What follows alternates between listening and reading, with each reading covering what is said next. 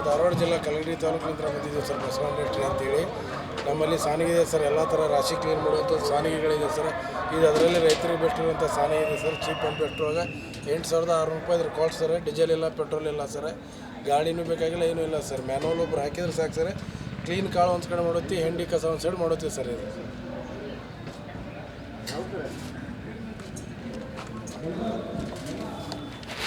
ಇದು ನೋಡಿ, ಇದು ಹಿಡಿದ್ರಿ ಸರ್.